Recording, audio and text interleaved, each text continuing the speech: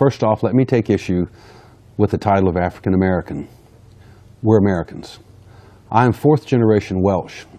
I or my family do not pretend, nor do we say we are Welsh American. We are Americans. I was not born in Wales, and the blacks that currently reside in the United States of America are not from Africa. Those sorts of terms that society has come to use are divisive in nature. So what are the issues in the minority community in Escambia County? Many are real and many are perceived. And I will tell you that I think most of them are perceived.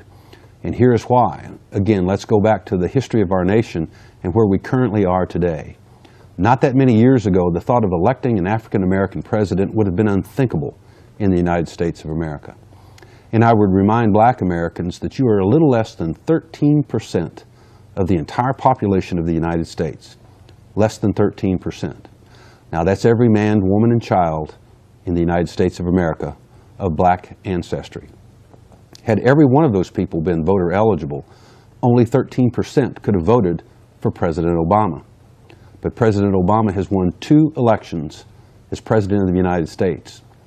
Now what does that mean?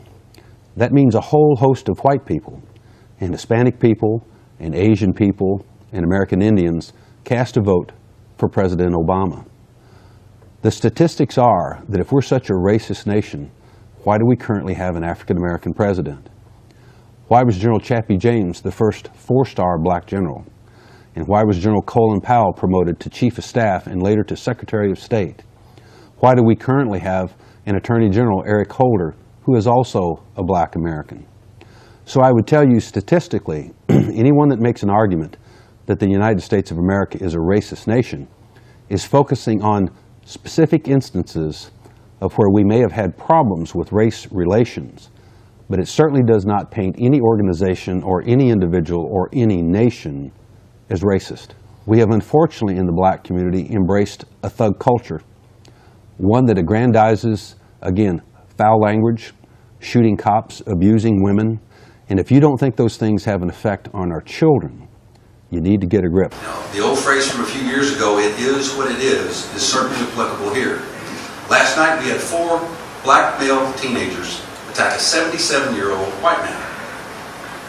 Where's the public outrage in that? One of the most gruesome homicides we've had since I've been sheriff of Escambia County occurred about 5 months ago.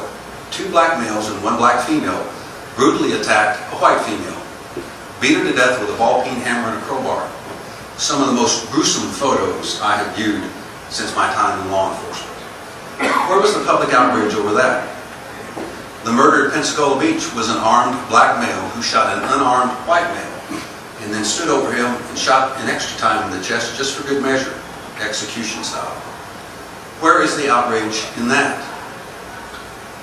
You must have equality across the board.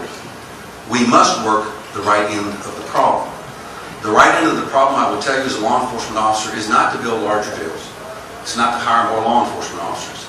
It's to get into our families, in our school systems, and yes, in our churches, and start to bring back the training of character and integrity to our communities.